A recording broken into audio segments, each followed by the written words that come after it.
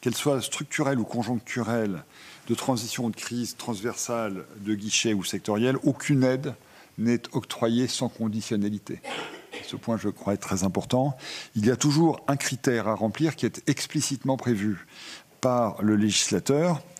Et c'est le cas des aides pourvues d'un objectif. Par exemple, vous avez évoqué le crédit d'impôt recherche, qui impose d'avoir en effet effectué des dépenses de recherche et de développement pour pouvoir être versées. Et en matière d'aide aux entreprises, notamment lorsqu'elles sont pourvues d'objectifs précis, il nous semble que si on multiplie les conditionnalités, là, on risque de manquer à l'objectif initial, voire même d'être contre-productif, car l'une des clés de l'efficacité de la politique économique est bien de fixer un objectif par instrument utilisé, faute de quoi ils perdent de leur utilité. Et dans le crédit d'impôt recherche, il y a en fait des conditions d'emploi, puisqu'il faut que des spécialistes de recherche-développement soient bien employés aux missions qui sont financées par le CIR, qui sont chercheurs, ingénieurs ou autres.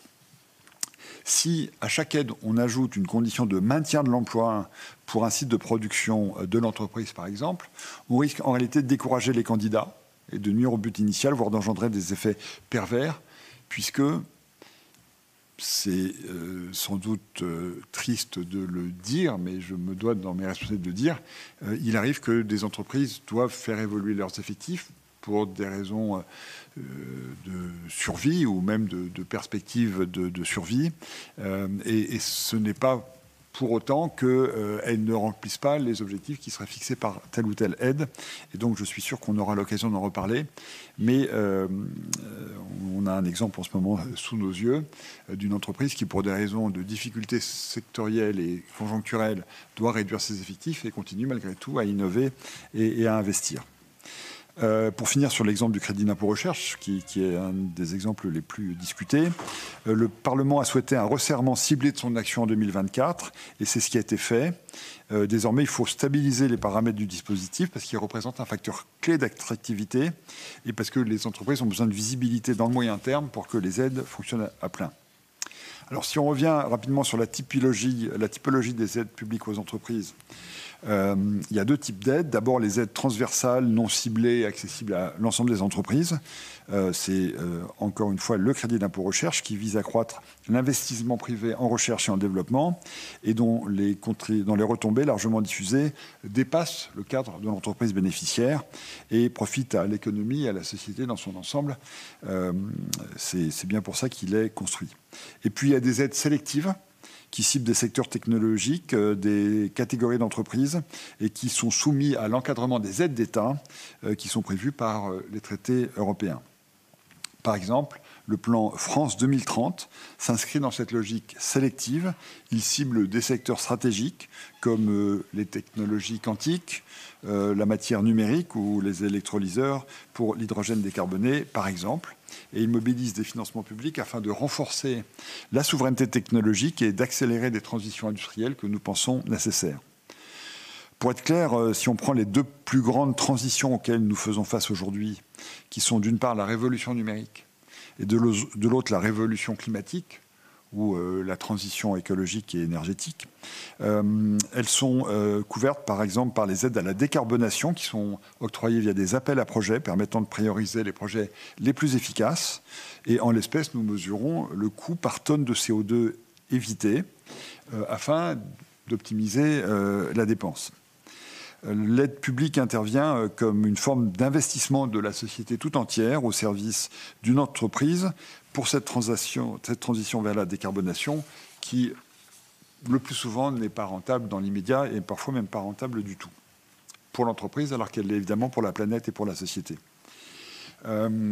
Tandis que les aides à l'innovation vont regrouper des incitations fiscales qui permettent d'inciter assez simplement à la recherche et développement, les subventions sectorielles, notamment prévues par France 2030, permettent de cibler les technologies stratégiques dont nous avons besoin. Les aides de crise, elles, qui sont une autre catégorie, sont spécifiques. Elles visent à couvrir une période difficile et à préserver les entreprises, les emplois, d'effets destructeurs d'une crise. Il y a certes, après la crise, un effet retard pour les entreprises qui n'auraient pas été viables indépendamment. On le voit bien après la crise du Covid. Mais il y a celles les plus nombreuses qui ont pu sauvegarder les emplois, éviter la destruction du capital humain et ainsi poursuivre leur activité. Les grandes entreprises ont plutôt été soutenues par d'autres aides, car l'activité partielle leur a permis, pendant les crises que j'évoquais, de maintenir leur emploi période d'activité. Hors Covid, qui est une crise particulière, on peut penser aux aides déployées en réponse à la crise énergétique, qui a été déclenchée en février 2022 par l'invasion russe en Ukraine. Et ces aides ont permis de protéger notre tissu industriel des hausses du prix de l'énergie, en particulier les industriels très consommateurs d'électricité ou de gaz, face à un choc conjoncturel mais massif et qui a duré. Ces aides temporaires ont pour la plupart pris fin au terme de l'année 2023, mais donc, encore une fois, après une période assez longue. Alors, quels sont les montants concernés ? Et c'est un point important.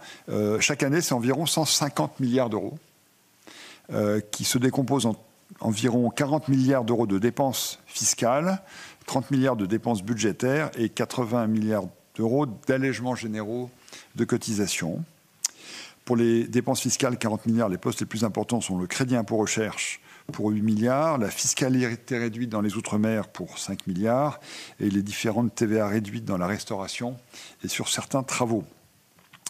Dans les 30 milliards de dépenses budgétaires, on retrouve l'aide à l'embauche d'apprentis ou les aides de France 2030. Enfin, le contrôle et le suivi de l'évaluation des aides publiques, c'est évidemment un élément absolument clé. Toutes les aides publiques aux entreprises sont contrôlées, suivies et évaluées. Contrôler, c'est-à-dire que l'administration vérifie systématiquement que les règles d'octroi sont bien respectées. Le crédit impôt recherche, pour conserver cet exemple, fait l'objet de plus d'1 millier de contrôles annuels pour 15 000 bénéficiaires au total. Ces contrôles aléatoires portent à la fois sur les montants déclarés et sur la réalité et la nature scientifique des projets. Elles sont suivies de telle sorte qu'aucune aide n'est versée sans que les conditions d'attribution, notamment l'atteinte de jalons d'avancement des projets, ne soient effectivement remplies. Les aides d'État font d'ailleurs l'objet d'un reporting annuel conformément à la réglementation européenne. Et elles sont évaluées comme toute politique publique, car la loi prévoit un dispositif d'évaluation.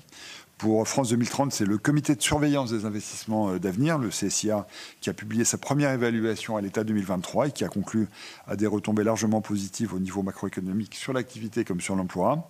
Mais des analyses supplémentaires vont permettre de mesurer les retombées précises de ces investissements avec le recul et les données.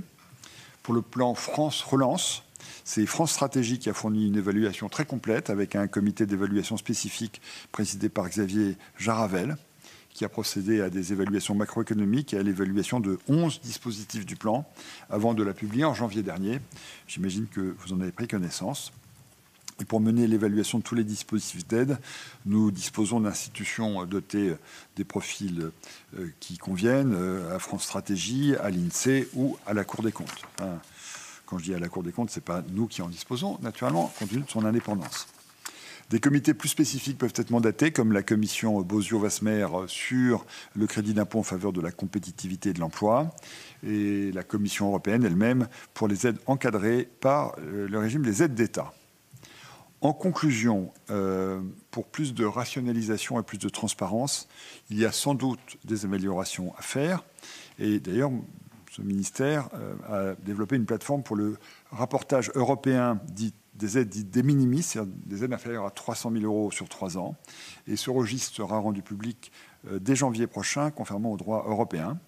Et puis, il y a une exigence de compréhension des règles vis-à-vis du public.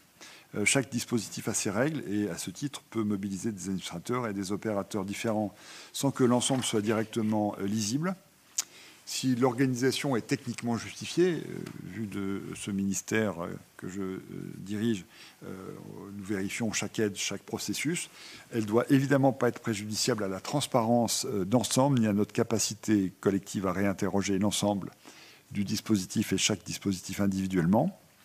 La plateforme des aides d'État qui rassemblera les petites aides que je viens d'évoquer pourra être élargie à tout le champ des aides d'État afin d'effectuer un saut qualitatif considérable dans l'évaluation, le pilotage et le suivi même si cela demandera des modifications législatives, notamment pour inviter les collectivités territoriales à participer et à lever en partie le secret fiscal.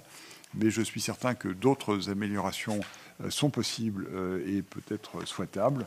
Et donc, je me réjouis d'avoir ce dialogue avec vous.